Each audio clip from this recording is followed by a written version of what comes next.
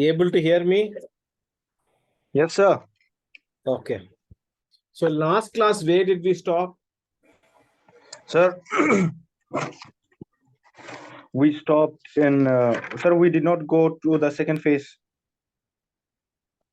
of Okay. Gandhian era. Okay. Sir, we stopped in the non-cooperation movement. Okay. So you can see that Gandhiji, when he entered the national era scene, his first phase, it attracted many people through his new kind of politics. So you can see that new kind of lawyers joined this movement in the non-cooperation movement, and people are getting attracted towards the politics of Gandhi. And Gandhi has become what? He had ensured that the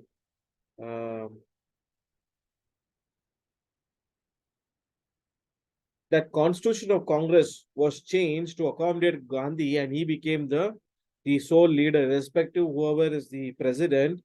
Gandhiji was the ultimate leader for the Congress. So you can see his politics changed from 1918 onwards till 1947, we call as the Gandhian era. From 1918, we can see his politics have changed the way people perceived. So during this time, we can see Tilak in this case where he was accused and he was produced in the court and he had to fight this defamation case. So he lost that case and he has to pay.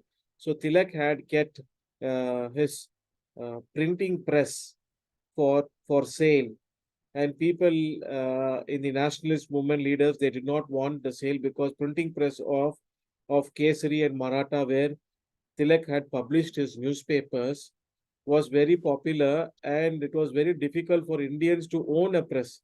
And Tilak cannot, what he called, should not sell his press for paying the money. So during this process, he died. So they created Tilak Faraj Fund so that they can repay that whatever the money he has to owe to the court in the form of his what he called, he lost the case. So popular leaders like Chittaranjan Das, Rajendra Prasad, Rajagopalachari all left their active practice and they heeded to the call of Gandhiji and joined the national movement.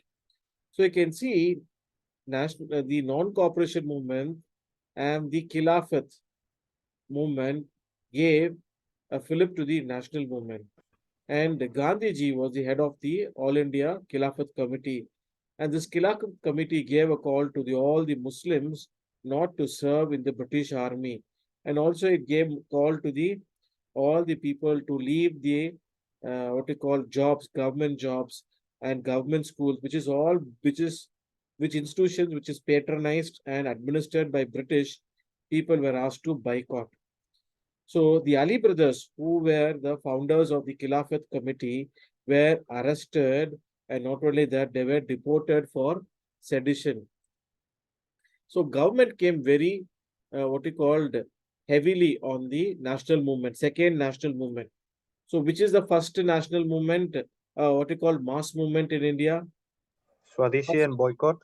So the 1903 onwards, Swadeshi and boycott. Second movement is what? Home rule. Home rule movement by Annie Besant and Tilak. The third national movement is the Non-cooperation NPM and the Khilafat movement. So the Khilafat and non-cooperation movement was the third mass movement. You can see that government of India under the British, it came heavily, and there were massive repression. What do you mean repression? With iron-handedness, all the activities which is against the British government were suppressed with iron hand, and they used a lot of violence and also in that they went above law to curtail this movement with the iron hand. So British, so they put all the what we call laws and sanctions, and they said that whatever Congress sessions, whatever action, the program what they have brought in, and Khilafat committees were all declared illegal. And if anybody is participating or indulging in it, they will be declared as anti-national, or they'll be put under the martial law, or they'll be put under the sedition law. In this way, Gandhiji, everybody was threatened, and now all the political leaders except Gandhi was arrested. So we can see that government was not ready to what we call give space for any kind of differences of opinion or protest, or they don't want any kind of uprising against the government. So government came very heavily during the NCM and the Khilafat movement.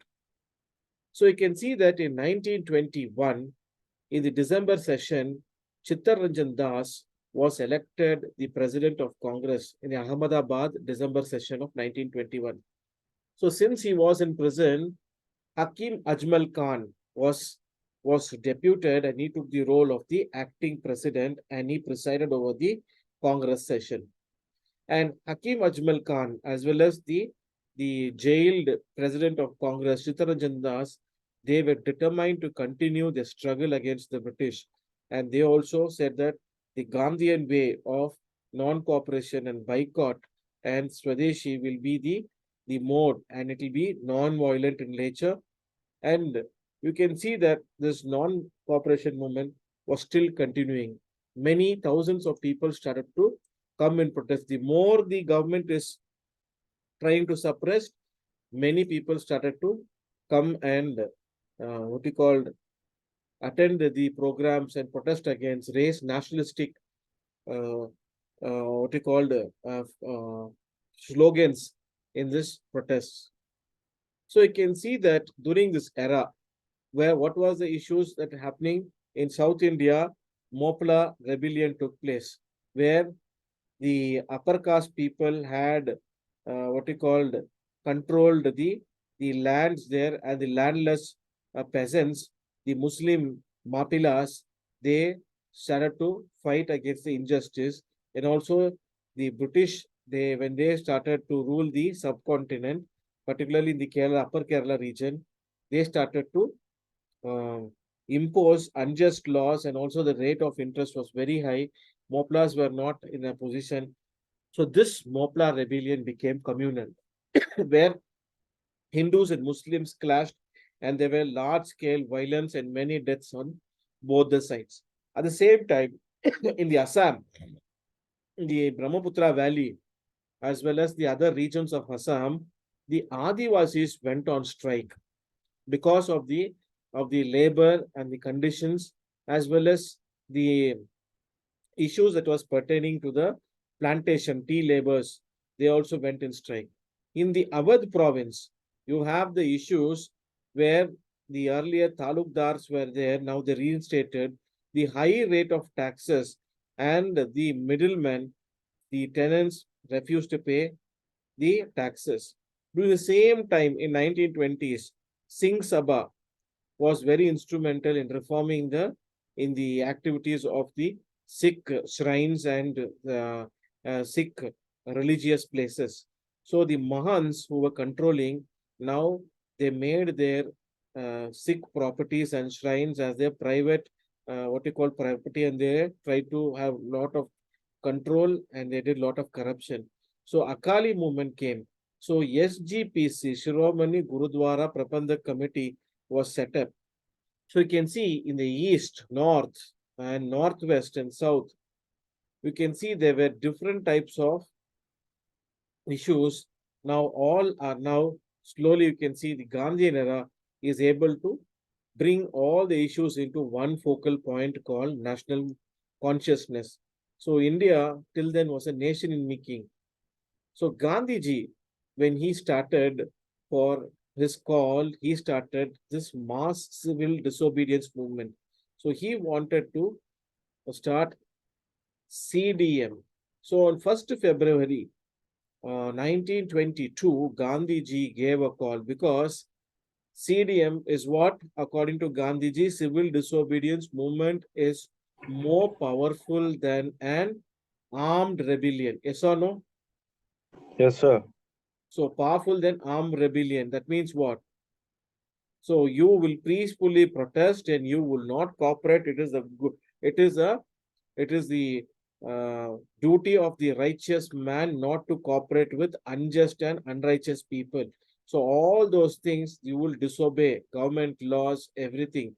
So Gandhiji gave to the call to the people of the country, nation, that we have to start mass CDM if the demands were not accepted. So accepting to the calls, people also started protesting.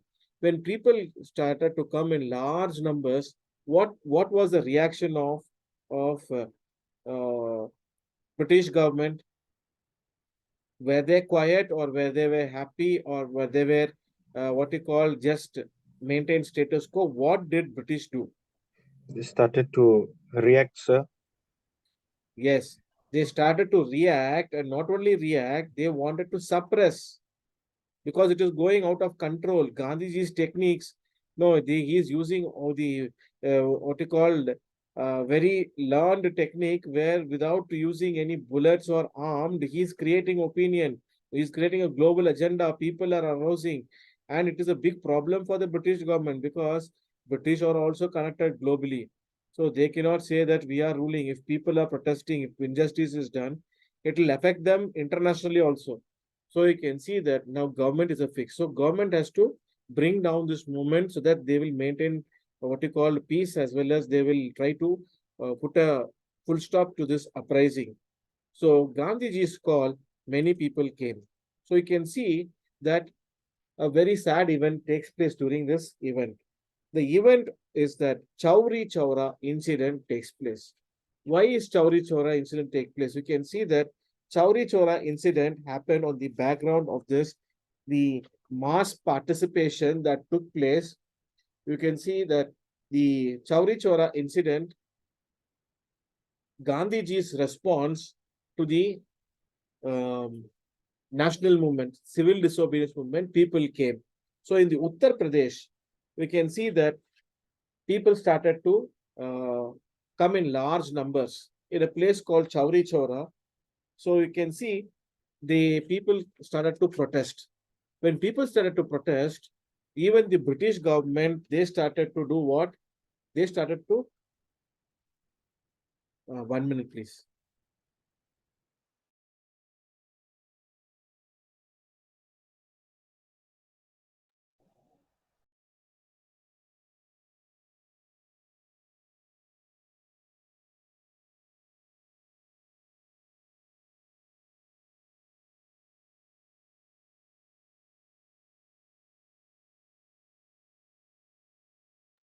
So on February 5th, are you able to hear me? Yes, sir. On February 5th, 1922,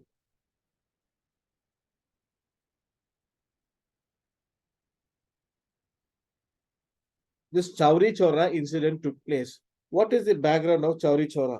So Chowri Chowra is a place in the United Provinces, today's Uttar Pradesh. It's called, earlier it was called United Provinces in Uttar Pradesh. So people came. So this was the, what you call, the Gandhi was under increased pressure to launch the CDM. So Gandhi threatened the British government that he'll launch civil disobedience movement in February, starting of this month. If political prisoners who were what he called who were caught by the British for repressively catching them for these non-cooperation movement and Khilafat movement, and also the press controls were not removed. So he said he will launch CDM. So CDM was launched. So you can see there were many volunteers who came, they were protesting, but brutally, police also started to fire on the unarmed people. So these people came and protesting for what reason? People came, group of volunteers came. Why did they come and protest? What was the what you call the reasons that they took to streets. Anybody can tell what was the reason that they came to protest in the national movement? to for the release of the leaders who were arrested during non-cooperation movement. Yeah, that is also there. But other things, why they came, another issue was that high inflation. Why high inflation? What do you mean by inflation? That means high food prices. Maybe Second, impact of the World War, sir. yeah. So second was the against the liquor sale. Liquor sale. So these were the two issues where people came along with the arrest of people. So now when people came against using placards against government is not able to contain the high food prices, rising food prices, and government is increasing the taxes. Now people came and protested. So when people protested, you can see that police also used force and they also started firing. When they started fighting, people were killed. So the angry mob, they did not go away. They went and set a police station in Chowri Chowra on fire. When police station was on fire, you can see that 22 policemen, they were charged to death. They were killed along with police firing deaths. Not only for what you call police die, there were civilians also deaths due to police firing. Civilian deaths were there. So all these incident when policemen was targeting, this is what the British government was waiting for, to use large scale violence and totally finish off this national movement. And as envisioned, British, now Indians are now getting into the narrative.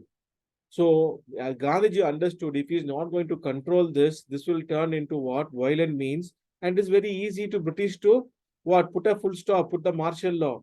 So Gandhiji thought this is a great setback, and he called off the movement abruptly. So when the this Chauri Chaura became from ahimsa to himsa, so this was a big setback, and Gandhiji stopped the Chauri Chaura protests and other the civil disobedience movement. When he stopped, the country was shocked, and Gandhiji in 1922 was arrested on the background of this. When he was arrested, he was sent to 6 years of rigorous imprisonment. So you can see Gandhiji's immediately, even on 12th February, Congress Working Committee at Bardoli, they convened the meeting and decision to stop the movement was taken. And this abrupt stop was a very big shock to the many congressmen who had joined the movement in large scale. So we can make an analysis of the non-cooperation movement, NCM. So you can see that the NCM movement was not successful in achieving Swaraj. So what was an assessment? First thing, NCM movement was not successful. Why they were not successful? Because they did not achieve Swaraj. Second, non-cooperation movement was a mass movement where lakhs of Indians participated in open protest against the British government, and this was peaceful means, and this was able to reach every nook and corner of the country. Every nook and corner of India, this movement reached.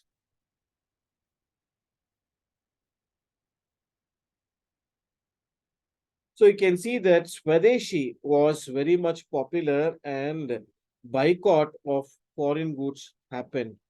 So Swadeshi. In Swadeshi, what they popularized? What did they popularize in Swadeshi? Indian made things. Khadi. It is khadi, cotton, made handloom clothes. And what did they protest? What did they boycott? English goods. foreign made goods. So you can see that this was very successful, and this movement, this non-cooperation movement and Khilafat movement propelled who to the national scene, propelled Gandhiji as a leader of masses, as a mass leader. Gandhiji as a mass leader. So you can see that this movement, NCM and Khilafat, it brought which community to the national front? Which community came? Who were separated by the British? Which Hindus community and came? Muslims, sir. Muslims. Muslims came into the national front and unprecedented unity was seen. This was very dangerous for the British, and now British uses all its what he called power to break this unity. So although most Congress leaders very firmly behind Gandhi, and they were others who became the critics. So Ali brothers, who were captured by the British later, who were the founders of Khilafat movement, who rallying behind Gandhi earlier. Now Ali brothers soon became what? Fierce fierce critics of Gandhian politics. Who became fierce critics of Gandhian politics? Ali brothers. Ali brothers. So the why national movement was stopped abruptly. So you can see that the national movement came to a halt with the launching of civil disobedience movement, and Gandhiji was arrested and thrown to into prison. So now we will see the rise of what he called. So you can see Gandhiji was arrested for a 6-year imprisonment, same as Tilak, and Gandhiji made his historical speech at the court, which gave him the verdict 6 years imprisonment. So now we can see the rise of the Khilafat issue. Khilafat issue started with the Mustafa al-Kemal Pasha, who wanted to overthrow the caliphate. So during the World War I, which year to which year was World War I? 1914 to 18. So 1914 to 18, you can see there were great changes in the Western world. So Kemalist revolution took place in Turkey, which was anti-caliphate as well as anti what you called um, ruling monarchy, or you can say anti-monarchy. So the Sultan of Turkey was also the caliphate. So you can see Mustafa al-Kemal Pasha, a general who rose in because Turkey aligned with whom in World War I. Germany. So when Germany went and attacked Britain, Britain comes and attacks both Turkey as well as Germany, and there were anti-British sentiments in Turkey as well as in Germany. So Mustafa al-Kemal Pasha, he was very much instrumental. So now with this anti-imperialistic, British also played the divide and rule. They supported the Kemalist revolution, which overthrew the caliphate as well as the Islamic monarchy of Turkey. And Turkey, now with the help of Kemalist revolution, it was going to from theocratic state, it became what? Theocratic to secular state. And this was a very big change in the administration, which people all over the world disliked the British for its actions in Turkey. So you can see during this movement, what was going on in India? In India, the national movement was going on the background of NCM and Khilafat movement. Gandhiji launches his first phase of civil disobedience movement because government did not accept to the demands and threats of Gandhi. Gandhiji, as informed, he launches civil disobedience movement. When Chauri Chaura incident happened on Feb 5th, 1922, Chauri Chora, where policeman was killed and many civilians were shot dead. This movement came to a standstill, and Gandhiji withdrew from the abrupt withdrawal of the movement. And this was not supported by many of the Muslims, and even Subhash Chandra Bose and Pandit Nehru. All they criticized Gandhi. They did not like this. They wanted Gandhi to take forward this movement. But Gandhiji's decision is that if you go in violence, British, it is very easy for them. They'll put martial law and curtail this, and whatever objectives we want to achieve, we cannot achieve. So, in this way, Gandhiji's action of stopping the national movement was later accepted by all, and because of the reasoning, Gandhiji had able to put forward his arguments. But one faction was still divided, and they said, no, we have to continue. Who was that faction? So, who all accepted? We can see moderate faction leaders of Congress accepted, extremist parts of faction of Congress accepted, and even the other people who were there, common people, they accepted the decision of Gandhi. So, one faction did not, accept the fact, because Subhash Chandra Bose belongs to that faction that is called revolutionary faction. These revolutionary faction did not accept this decision. They said that we have to continue this struggle. So, revolutionary terrorists. Who are these revolutionary terrorists? So, we can see that now during this phase, two types of politicians emerged out of the politics. So Chittaranjan Das, Motilal Nehru, all who are joined as young blood during this 1920s, Chittaranjan Das, they favored Swarajis. They wanted the dominion status. And so they were pro Swarajis, and others said no changes. What is the difference between Swarajist? Swarajist, headed by Deshbandhu, Chittaranjan Das, and Motilal Nehru, they said we have to enter the council. Enter the council. For what purpose they said we will enter the council? Because by entering the council, councils would not negate the non-cooperation program. Otherwise, British will negate the NCM. Already NCM was successful. So the no changes said no. If you join council,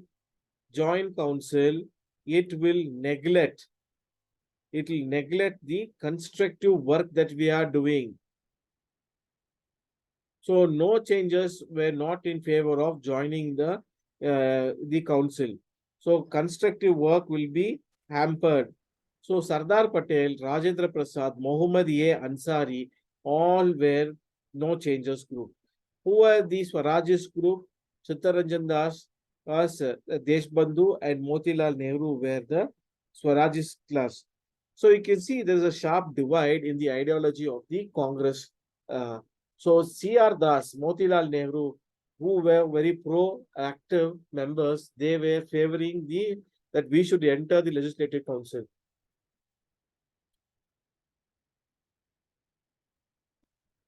But Gandhi's staunch supporters who had supported him in the Satyagrahas, particularly the Champaran Satyagraha, then Ahmedabad Bill strike, and others, you can see who have joined them, they were not supporting this entering into the council, as Gandhi was not in favor of entering into the Legislative Council because it is a piecemeal agenda.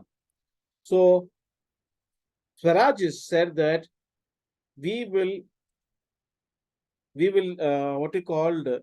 when we enter the council, now masses will be enthused because we can put forward our agenda in the council, which will otherwise masses will lose the morale.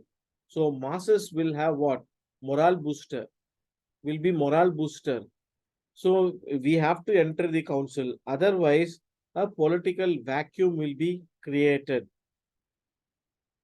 And this is what British wanted, a political vacuum, so that people will be confused and whatever British will give, they'll accept. So they wanted that continue of the political vacuum. But no changes said no. If you are going to enter the council, then political corruption will come. And moreover, when political corruption comes, you can see it is the loss of missionary zeal will come, revolutionary zeal. We will lose the revolutionary zeal, loss of revolutionary zeal.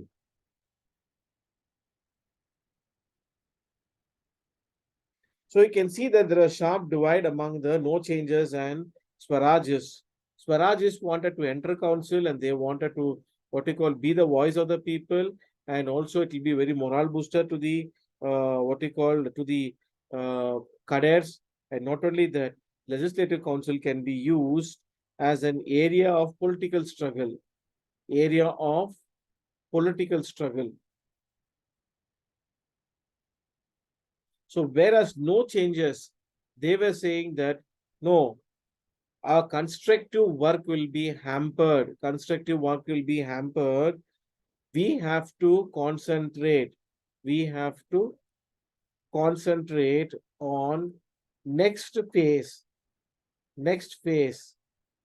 of CDM.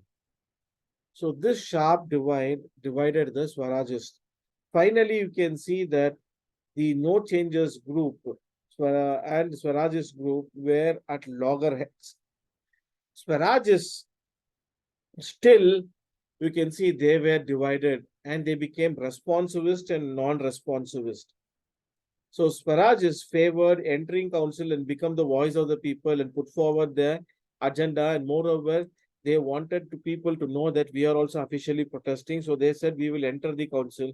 But national movement leaders, including Gandhi, they said no, no entering of counseling.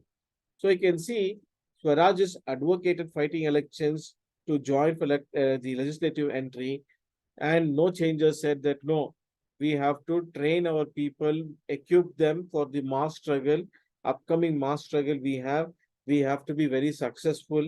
So we have to win at any cost.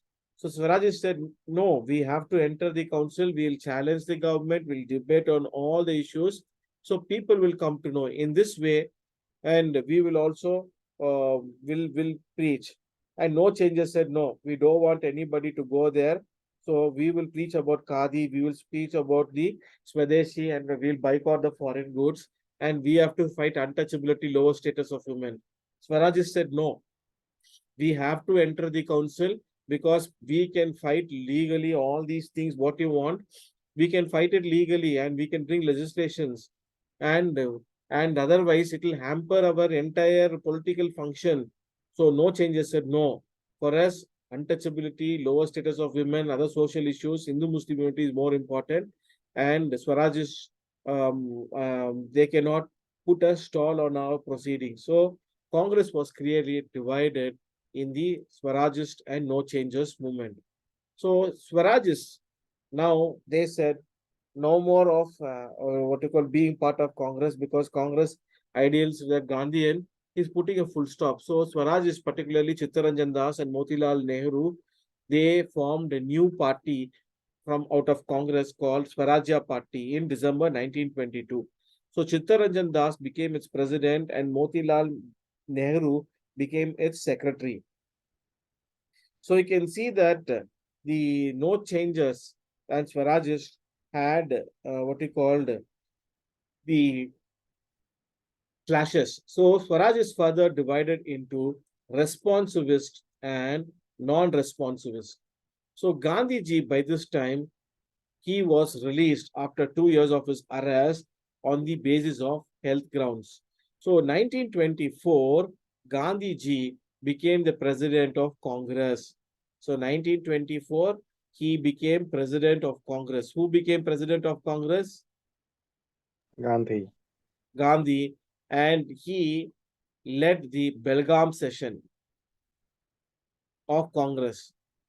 So Gandhiji disapproved the idea of legislative entry. Now, Gandhiji was not in a position to convince the Swarajists led by Chittaranjan Das and Motilal Nehru. So now both the factions were advised that you all work under the uh, broader agenda called Congress, under the Congress rule. Otherwise, Britishers will not help us to sustain the movement. So Swaraj is now, they were quite what you call very successful. Why? Because they also went into the council and they started to debate on the issues, and they were very much what you call successful in exposing the futility of reform. What reform was given? The 19 Government of India Act 1919 Montagu Church for reforms, and there was no what you call the talk about dominion status. Dominion status means what? Autonomy. So you can see that their debates in the Legislative Council, particularly by Chittaranjan Das, Motilal Nehru, and it got lot of attention from the people because their reports were carried out in the newspapers, in journals. So during this time, Vithal Bhai Patel, so he was elected as a Speaker of Legislative Council. And finally, in 1925, Chittaranjan Das died, and it gave also to the birth of the Rashtriya Swayam Sevak Sangh, RSS, in 1925. So the communal thread. So you can see that RSS was formed in 1925. Prior to the formation of RSS, the right-wing Hindu Mahasabha was started in the prior to that in 1917.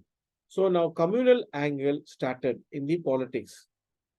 So now the Swarajists were quite successful by entering into the legislative council. They were very much able to expose the futility of reform, and they were asking for remedial measures. So during this time, Swaraj is split into two. One part became non-responsivist, another became responsivist. So non-responsivist was secular. They said we should include all people. And the responsivist said that no, Hindu only. So you can see the right-wing Hindutva ideology starting, particularly Lala Rajpat Rai, Madan Mohan Malavia, and K.B. Hegdevar, who founded the Rashtriya Swayam Sevak Sangh, all started to bring the hate politics.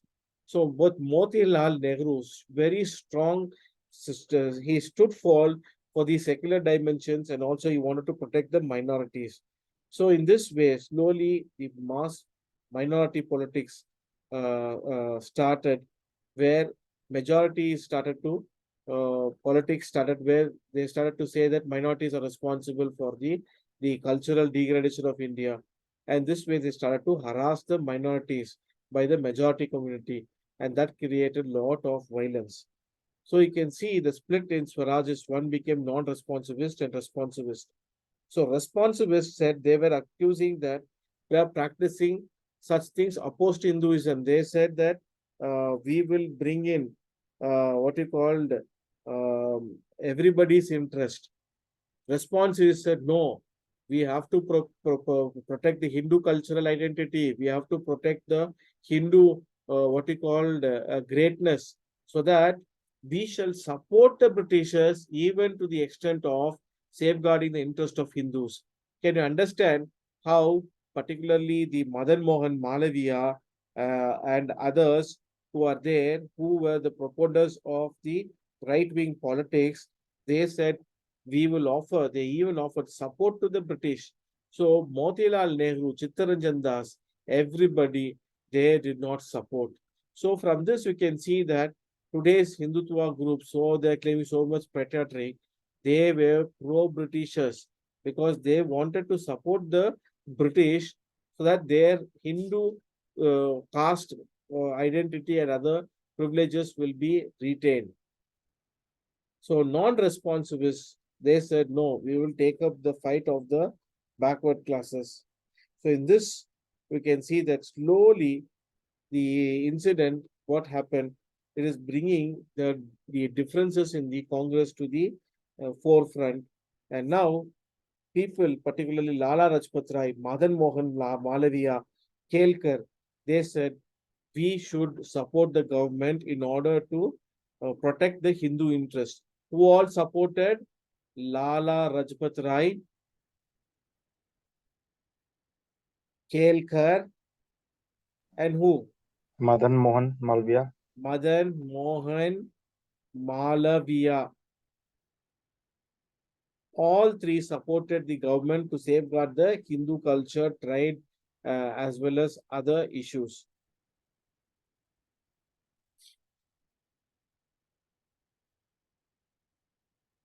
So now we will go into the growth of revolutionaries. You want to take a break for 5 minutes?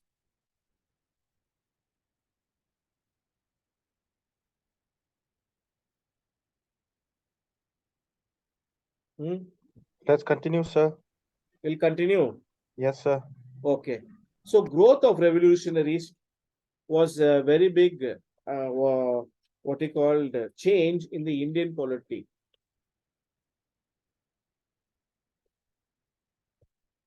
Because the political activities of revolutionaries was reaching very nook and corner. So you can see the evolution of Congress. Congress started with whom? With which type of people? Moderate leaders. From moderate leaders, they rose what? Extremists. From extremists, from moderate as well as extremists, you have revolutionary terrorists. They are called revolutionaries, but for Britishers, they are revolutionary terrorists. So from both from moderate faction and extremist faction, what you call the modern revolutionary terrorists wake up. Do you think that revolutionary terrorism started only after 1905? No, sir. It was prior to that. Started in 1879 itself, the great Delhi the Darbar. Deccan plague, where started with the Ramoses force.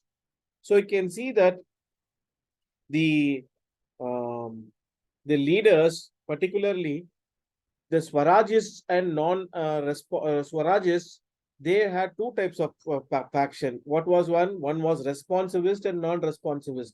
Non-responsivist, particularly Motilal Nehru, was very firm secularism. Madan Mohan Malaviya, Madan Lal Dhingra, or you can see the Kelkar, Lala Rajpat Rai, all said we will support British, we will safeguard our Hindu pride, our Aryan pride, Brahminical interests. So what were the achievements? You can see the finally in 1913 in Lahore session of Congress, which started to bringing the civil disobedience movement, second phase, you can see the Swarajists moved out. So what were the achievements of Swarajists? And that led to the revolutionary terrorism also. So you can see Vithal Bhai Patel became the leader of Central Assembly Speaker, and the Swarajists were able to defeat one bill. It was asked in one competitive exam, and that is called Public Safety Bill 1928. Public Safety Bill 1928 was able to be defeated by the Swarajist leader, and government could not deport undesirable and subversive foreigners. All those people from India will be deported. So this bill was defeated. So Swarajis. So now, what were the drawbacks of Swarajis? You can see that Swarajists do not have unity because responsivist, non-responsivist, two ideologies, one secular, one right wing. So they what they called failed to go to the farmers' causes and support. They were fighting whether it should be secular or non-secular. So constructive work by no changes, particularly no changes group by Sardar Patel, Rajendra Prasad, all of them, they went and did some kind of work that they started to bring tribals, education of tribals, lower castes, and Hindu Muslim unity, removing untouchability, removing this one caste issues, boycotting foreign clothes. and they also promoted the use of charaka, charaka and khadi. So all these things helped in what? In the rural promotion, and they also set up national schools and colleges. But what is the work of Swarajists? Swarajists failed, though they entered the council, they failed to bring in unity. So the growth of revolutionaries, they started on several fronts because the leaders in Congress failed to address the main issues. They were not reaching out to the poor people, and particularly they were not taken the causes of peasants. So this was a major drawback they had. Though they had arousal, but they were failed to in many fronts, and peasants and their issues still they did not get any respite. And moreover, vast number of the masses were youth. Their energy was not tapped positively. So, moreover, inhuman treatment faced by Indians, the Swarajists or the No Changes group and the other Congress faction, they were not able to put a what we call full stop to this inhuman treatment by the British government. So this led to a lot of frustration and hatred. And you can see that the rise of right wing um, right wing faction of the Congress, also they started what? They started the revolutionary terrorism. So the first phase of revolutionary, you can see that all started from the split in the Surat till the arrival of Gandhi. So 1907 to 1917. So second phase is after 1917 to 1922-23 in the Gandhian era. So the revolutionaries got frustrated with the politics of moderates and extremists. They started to take law into their hands, and they did not like the compromise what the uh, moderates and the extremists they wanted Swaraj. So revolutionaries are not in favor of Swaraj, but they want Purna Swaraj and independence from the British. So the growth of revolutionaries started because revolutionaries did not find anything practical in the activities of Congress. So they wanted violent mass revolution.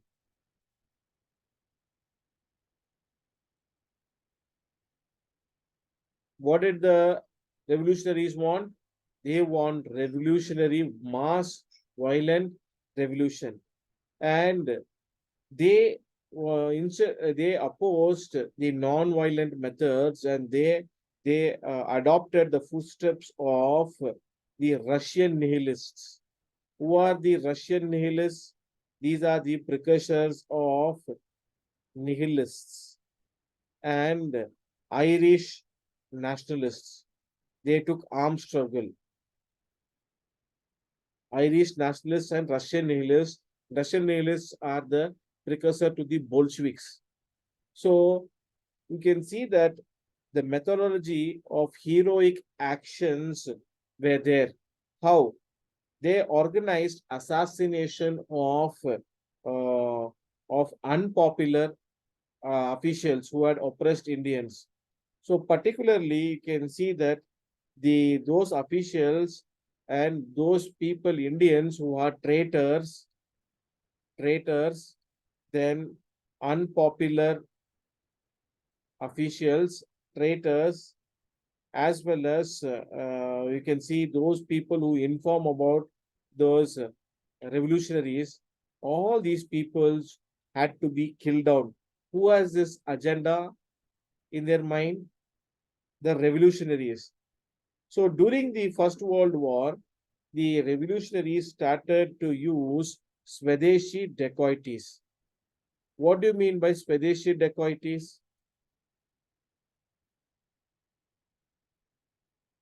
What do you mean by Swadeshi dacoity? Anybody? No idea, sir. Swadeshi means what? Self, our country. Dacoit means what? You are using some kind of is it dacoit is good or bad? It's It not is ethical, sir. unauthorized, violent way. You take some other person in an unrighteous way. Okay. So you going social, particularly you go and strike the banks, you go and strike the big businessmen, their establishments, you take away all their goods and money. For what? You want to raise money for what purpose? For For revolutionary purposes, for revolutionary activities, for revolutionary activities. So for that you require money, no. So you are going to raise this money through violent means, conducting dacoities, and also organizing military conspiracies where they go and attack and get the what you call that land and ammunition. So they started to use this what you call with an expectation that the Britain's enemy will help. Arthashastra. India's enemy is Britain. Britain's enemy is India's friend. Are you getting? This is Britain. So Britain's enemies are Indians, and Britain's another enemies are there. So these two are friends. Enemy's enemy. Enemy's enemy is friend. Okay, Arthashastra. So they were hoping, who were hoping that they will come and support them. The revolutionaries were expecting that Britain's enemies who are there will come and support the Indians. So this was a very big, what you call, expectation they kept. And moreover, the idea of terror, the striking terror in the hearts of rulers and also people's anger, they wanted to capture the authority through armed rebellion. So revolutionaries intended to inspire the people by putting them the seeds of patriotism, and moreover they wanted to appeal to the youth. So you can see first among people who were revolutionaries was who was the first revolutionary in 1879. Who was the first revolutionary, father of revolutionary terrorism in India? Vasudev Balwant Padke. He is the leader. He was a very learned clerk, and the background of what you call the great famine and death and pestilence, where thousands of lakhs of people died. He took in the arms to protect the rights of peasants. So he raised a armed rebellion called Ramosis Peasant Force. And this Ramos's peasant force was able to create lot of unrest, and they aimed at the British that British should be thrown out violently from the Indian subcontinent. And they also started using force, and also they disrupted the communication lines. And Vasudev Balwant Padke also did social banditry, as well as they also did dacoities to fund the movement. But later you can see government used full force. Chaperkar, the Vasudev Balwant Padke was caught and he died in prison. In 1890s, Bala Gangadhar Tilak was also a very big revolutionary. He propagated militant nationalism, particularly in his newspaper Kesari and Maratha. Bala Gangadhar Tilak spoke about the injustice which is meted out Indians, particularly in 1881. He wrote both in Kesari and Maratha, Bala Gangadhar Tilak, BG Tilak, as well as he was violently protesting against the British policies, and he wrote in his books, as well as he in 1893 in the Ganapati Puja, during the Ganapati festival, he in the puja mandals, he used to raise lot of nationalistic feelings. And in 1894, he organized Shivaji Maharaj Festival Pandals, where he used to raise the nationalistic feelings. And British saw this as a threat, and finally they removed. In 1897, Chaperkar brothers, they were very much unhappy with the plague commissioner. Why did they were unhappy? Because in Bombay, what was the biggest what you call happenings in 1898? There was great famine, and it came with pestilence. What was the pestilence? It was the bubonic plague. Yes or no? Are you getting me? Sir, what is that? This bubonic plague was on the background of Spanish flu, which struck the entire world during the prior to the First World War, Spanish flu, and this bubonic plague was one which struck, and nearly 11 million people died in Bombay Marathwada region. So this particularly the Bombay and the Pune commissioners, collectors, they were not working. They were what he called they were against. They were did not do much help to the Indians, particularly in Pune. There was a plague commissioner who was appointed, and he did not do. He was W.C. Rand, and also Lieutenant Irest. These two officials, they did not help Indians. In fact, they committed atrocities. So the Chaperkar brothers, Balakrishna Chaperkar, Damodar Chaperkar, both of them wanted to remove W.C. Rand and arrest towards the atrocities which they committed against the Indians, particularly in the western region as well as in the Bombay Marathwada region. So Chaperkar brothers went and killed this W.C. Rand and Lieutenant Irest. Finally, you can see Balakrishna, Damodar, both were Chaperkar brothers were arrested, and they were what you call they were sent out of the country without any trial. So Savarkar brothers, Vinayak Damodar Savarkar and his brother V.D. Savarkar. So they started to find Vinayak Damodar Savarkar, V.D. Savarkar, and Ganesh Savarkar. Both the Savarkar brothers, they founded secret societies. So they organized in 1899 Mitra Mela. This Mitra Mela was their first secret society. So this Mitravela later merged with Abhinava Bharata in 1909. This Abhinava Bharata was founded on the background of Young Italy movement. Young Italy movement. And this Young Italy movement was background of Mazzini. And this was later became what? This later became fascist.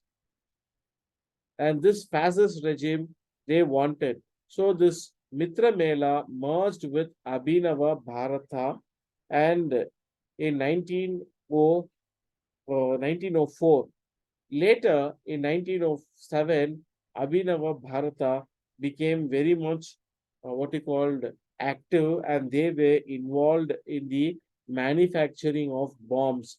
How to manufacture bomb, how to detonate, how to destroy your uh, enemies, and also they were using it against the government machinery.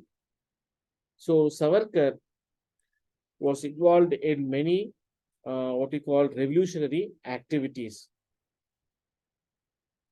So you can see the Anushilan Samiti. Shall we take a break now?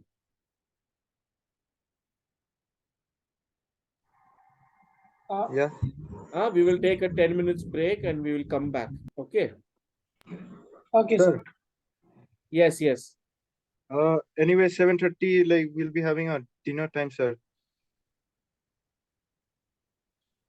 Okay, then I'll finish by 7:30 only. Okay. Okay, sir. We'll take 5 minutes break.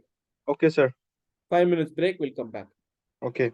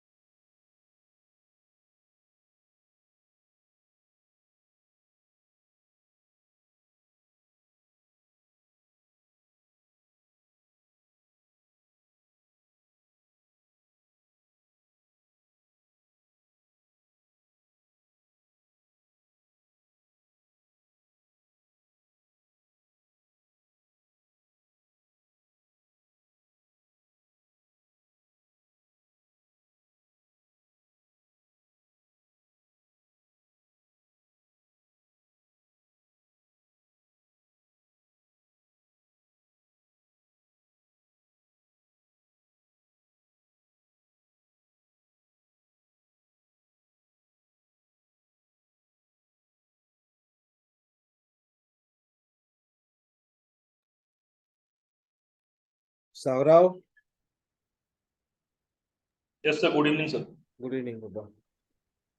Okay, so we'll go into the revolutionary terrorism. We have seen Vasudev Balwant Phadke, Balagangadhar Tilak, Chaperkar brothers, Savarkar brothers. Now we go into Anushilan Sir, Samiti. you're not audible. Now, Sir, okay, sir. yeah, it is audible, man. I think there might be some network issue. If there's any network issue in my side, you please tell me. I'll try to rectify. Okay, so I can see Anushilan Samiti is the most important work in the revolutionary terrorism, and this is the mother of all revolutionary terrorism units in India. And this started in Bengal. Particularly, you can see revolutionary terrorism started with Anushilan Samiti and Calcutta, and the founders were Pramoda Mittar, Jatendranath Banerjee, Barindra Kumar Ghosh. So these three were the founders. Later, the Ghosh brothers came. Barindra Ghosh and Arvind Ghosh are brothers. And this Barindra Ghosh, you can see that. So he started Yugantar, a revolutionary, this one newspaper, and Arvind Ghosh published Vande Mataram. And finally, they were involved in revolutionary terrorism. Barindra Kumar Ghosh is hanged to death. Aurobindo Ghosh is acquitted without any evidence, and he runs away from national scene to Pondicherry, and he founds Auroville. So he becomes a sage later. So Anushilan Samiti was founded by Pramoda Mittar, Jatindranath Banerjee, and Barindra Kumar Ghosh. These were the founders, and later Arvind Ghosh and Barindra Ghosh brothers joined in the Anushilan Samiti. So you can see this Barindra 1905, by the time Pulindas, he was in the eastern Bengal. He wanted to start this Anushilan Samiti. He started with headquarters in Dhaka in eastern Bengal, and this spread to Assam, and they had 500 branches. Can you see how much the Anushilan Samiti, which became the mother of all Samiti, from Anushilan it went to Dhaka, from Assam, it was able to spread to 500 committees. So 500 branches were established during the revolutionary terrorist movement, and this from this only the Sachindranath Sanyal and Rej Bihari Bose, they threw what? Bomb at Harding, and they are from this Pulindas movement. Anushilan Samiti's Pulindas and their branch where Sachindranath Sanyal was involved. So in 1906, so what happened? You can see that in 1906, Barindra Kumar Ghosh, and Barindra Kumar, he started the paper called Yugantar. In this Yugantar, so Barindra Kumar wrote that the remedy lies with the people. What is that remedy? It was very what you called they're calling for a violence. So remedy lies with the people. What is the remedy? Because India at that time had how many people? 30 crore people. 300 million people was the population. So how many hands does India have? How many hands does India have now? 60 crore. So 60 crores hands. With this 60 crore hands, we can, pardon? Yes, any issue? Any issue? No, sir. No, sir. Any issue? Saurav? No, sir. So we can see 60 crore hands. With this 60 crore hands, what can be done? We can chase away the British. Not only that, we can stop the curse of oppression. Curse of oppression. Who were the cause of oppression? British. And force must be used to stop force. Force must be used or must be used to stop force. So you can see that revolutionaries want to use force to stop the force of the British. So India have 60 crore hands. With this, we can what you called destabilize the British. So in 1906, you can see that Anushilan Samiti's branch, Pulinda's branch, you have one secret society. And this secret society, which branched out of the Anushilan Samiti of Dhaka, particularly, you have Sachindranath Sanyal and Resh Bihari Bose. These two revolutionary terrorists, they wanted to take over the agenda to all parts of India. So Sachindranath Sanyal and Resh Bihari Bose, the secret society which sprung out of Anushilan Samiti from the eastern Bangladesh or eastern Bangla region of Dhaka, they wanted to take this agenda to United Provinces, to Delhi and Punjab. So who took the secret society from the Dhaka, eastern Bangladesh, to UP, United Provinces, Delhi and Punjab? Sachindranath Sanyal and Resh Bihari Bose, they belong to the Anushilan Samiti, which was founded by in Calcutta, and later Pulindas, he started Dhaka branch, and from there it branched out to 500 branches. From there, this Sachindranath Sanyal and Resh Bihari Bose became their leaders. This Resh Bihari Bose was earlier what in 1907? He He was became a Sir, Congress president. he became Congress president. So you can see that revolutionary terrorists wanted Lala Rajpat Rai as extremists, but moderates went and elected Resh Bihari Bose. This Resh Bihari Bose later becomes the revolutionary terrorist. So they, Sachindranath Sanyal and Resh Bihari Bose, they want to take this Anushilan Samiti to Delhi, to Punjab and United Provinces.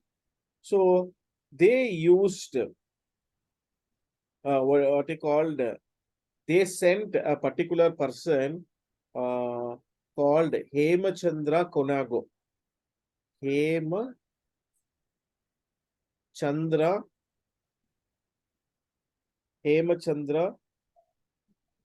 Kunango. So they sent Hemachandra Kunango. He went abroad and he got both military and political training. Why did the secret society Anushilan Samiti sent Hemachandra Kunango to abroad? For what purpose? Because they wanted to give them military and political. This military training is what? Making of bombs, how they can create bombs, and what strategy, what guerrilla warfare, what kind of weaponry, what kind of people or strategy, military strategy, all those things the secret society wanted the leaders to learn that and bring and implement in India. So in 1907, you can see a group of revolutionaries, particularly the Yugandhar group. They started to go into the what he called into the assassination. So this Yugandhar group was a newspaper paper started by Barindra Kumar Ghosh, and this Barindra Kumar Ghosh wrote in this paper. What did he write in the what he called Yugantar, what did he say? Remedy lies with the Lies people. with Force the- must be force must be stopped by force. Yes or no? Yes, sir. And he said 30 crore people, Indians are inhabiting, they are having 60 crore hands.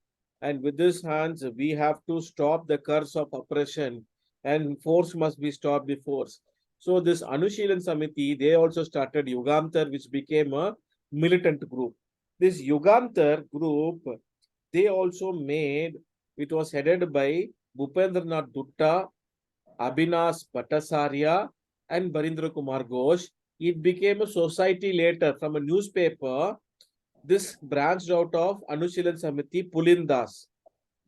From Pulindas, it went to Dhaka. From Dhaka, it went to Assam, 500 branches. In that, Barindra Kumar Ghosh was one. Later, these people, particularly the Resh Bihari Bose, Sachindranath Sanyal, they take this group to United Provinces, Delhi and Punjab. And in Punjab, who comes? Punjab, you can see the Anushilan Samiti had a bearing on the youth, particularly Sukhdev, Rajguru, Bhagat Singh. All those people were very much what you call enthused. So Yugantar group, which became a society in 1907, they wanted to create terror in the minds of Britishers. So they made an abortive attempt. What do you mean by abortive attempt? That means it was unsuccessful attempt, assassination attempt. On whom? They, a British official who was very unpopular. So unpopular British official, and his name was Sir Fuller. Sir Fuller. Who was Sir Fuller? He is the first lieutenant governor of the newly created province, which was the new province of, during that time, Eastern Bengal and Assam. Who was Sir Fuller? Sir Fuller was the first lieutenant governor of Eastern Bengal and Assam. Why did these official was very unpopular? Because he was using methods which to curtail this revolutionary movement. He tried to do anti-Indian activity. That is why he became very unpopular. So this unpopular officials was very much in the eyesight of the Yugamtar, Barindra Kumar Ghosh, Bhupendranath Dutta, and Abhinav Bhattacharya. So they wanted to kill him, but it became an it was an abortive, it was not successful. So later on, they also tried to, this same group, they also tried to, what you called, attempts were made to derail the train. So particularly the derailment of train, which was done, was instead of derailing the train, they derailed the train of Andrew Fraser. So Andrew Fraser was a person who came for what? He was there for reforming police. He was brought by Lord Curzon. Yes or no? Police reforms. Lord Curzon. So Andrew Fraser was there. Instead of derailing the train of Sir Fuller, who was the lieutenant governor, they derailed the train which was carrying Andrew Fraser, which they mistook him as lieutenant governor. So both the attempts made on Sir Fuller was unsuccessful. Are you getting me? Sir, Two attempts were made on Sir Fuller. So both the attempts, Fuller escaped. So in the sir, particularly of who train, was trying to assassinate Fuller, sir, like Abhinav Bhattacharya or Raj Bihari Bose and Sachindranath Sanyal? this Yugantar group, three of them who were Three of headed, and with others also. They are not only, they are the leaders, they have Sir. associates, because they are They are one among the 500 branches which was opened by Pulindas. Pulindas, yes, sir. Okay. And Yes, sir. their group, particularly Resh Bihari Bose, Sachindranath Sanyal, they took this to northern India. From the eastern India, they took it to northern India. Okay, particularly to Delhi, United Provinces, and Punjab. Punjab, Okay, yes, yes, because we might get a question on the revolutionary terrorists. Okay, so Sir Fuller was the lieutenant governor, and instead of derailing his train, they tried to derail Andrew Fraser, who was brought by Curzon, Lord Curzon, for reforming police. He was traveling, his train was mistaken that it was carrying Sir Lieutenant Governor. They tried to derail this, what he called uh, Andrew Fraser. Okay. sir. So this was done by the Yugamdar party, which became a society from a newspaper, Barindra Kumar Ghosh, Bhupendranath Dutta, and Abhinash Bhattacharya. So you can see this 1908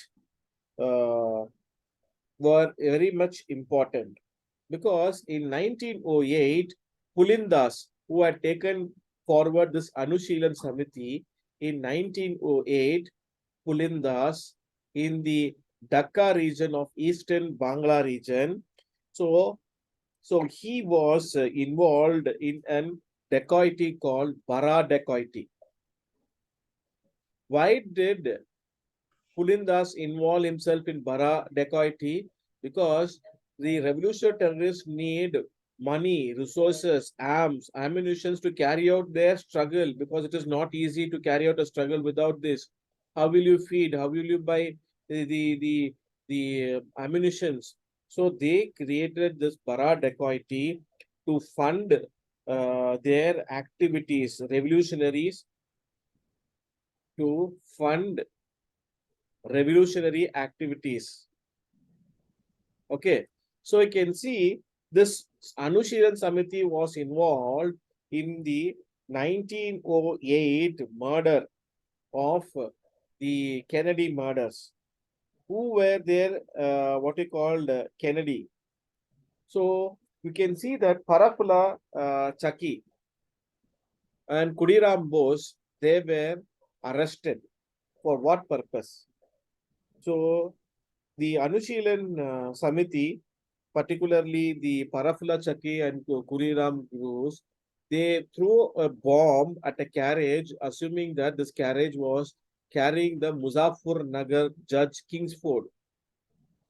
Why did they throw bomb against the Kingsford? Why? Any?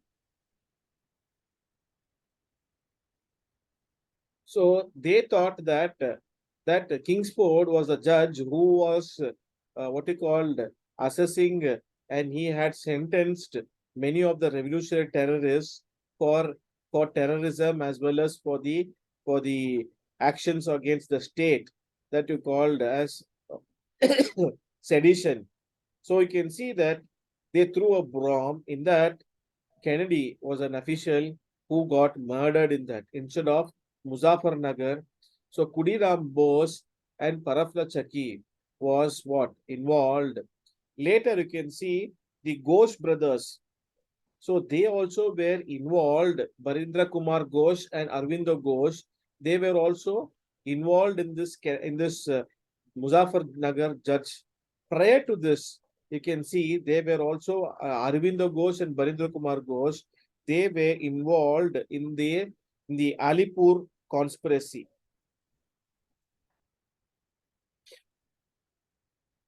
Alipur conspiracy,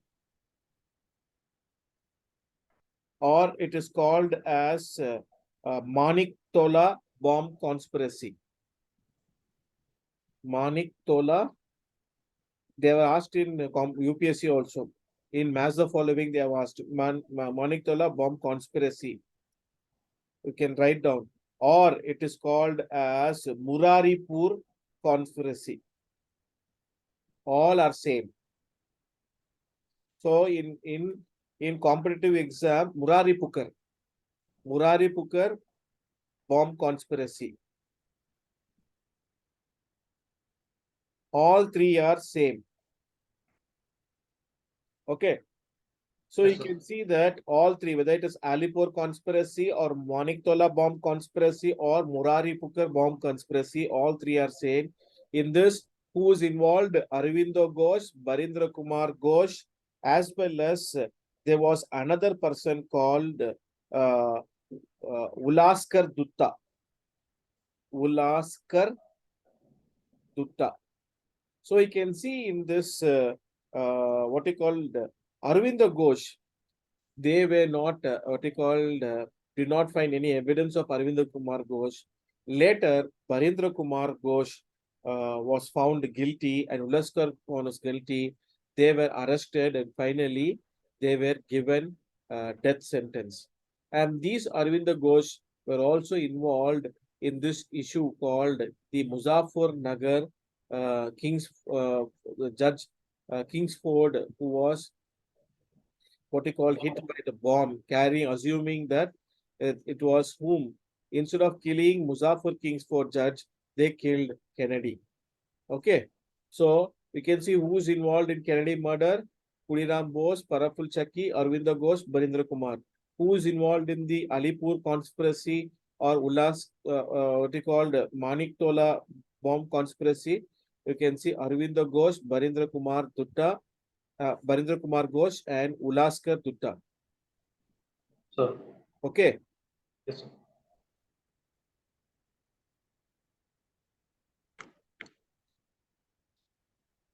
So Anushilan Samiti is another important leader was called Bhaga Jatin. So Bhaga Jatin was nothing but Jatendranath Mukherjee, who started the what he called the uh, rebellion, which is belonging to Anushilan Samiti.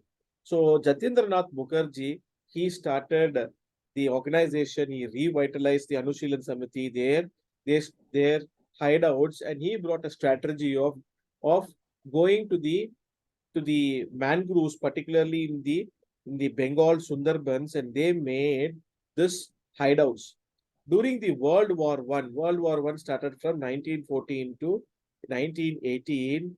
These Baga Jatin, they started giving lot of trouble to the British because British had made Indian particularly part of the World War One without the consent and Indian resources, Indian people. India was bleeding white. In that, British were the low. So they created lot of havoc because you can see that Congress, particularly moderate faction and the extremist faction, they supported World War One. They supported World War One with British. Yes or no? There was one group which did not support was the revolutionary terrorist group. These revolutionary terrorist groups said we have to strike the British when it is low. Even Mahatma Gandhi supported the World War One. So these people, revolutionary terrorists, they captured the Fort Saint William and also they disrupted the rail. And Bhaga Jatin, he tried fighting the British in the erstwhile Bengal province of Orissa. So he was a martyr in the Anuchilan Samiti. He died in Orissa and he created a lot of terror gave a lot of headache to the British in the World War One by using guerrilla techniques. What is guerrilla technique? What is Suddenly coming out technique? everything and running away. So guerrilla technique is that there is a base camp. This is the you come and this is the camp of the enemy where all the activities are there. So you suddenly come in the night, you unleash terror and you decimate your enemy, you burn off everything and all you go and hide in your place. So in this, your enemy will be taken, what you called, without any warning, they will be decimated and there'll be lot of damage to the enemy camp. So this is called guerrilla technique. That is what the Bhaga Jatin Anushilan Samiti under Jatyendranath Mukherjee. he used to give lot of trouble. Finally, he was captured and he was killed and fighting. He died as a revolutionary terrorist martyr in the freedom struggle. So we will stop here today. Tomorrow, I will set the timing. We will then further continue the revolutionary terrorism. Then we will enter into the Gandhian phase 2, where Gandhi takes forward the this one. Okay. Okay, sir. And finally, maybe tomorrow, if possible, we will finish it, or we will take one more class and we will finish the modern India. Thank you, sir. Okay, then. Bye. Thank you, sir.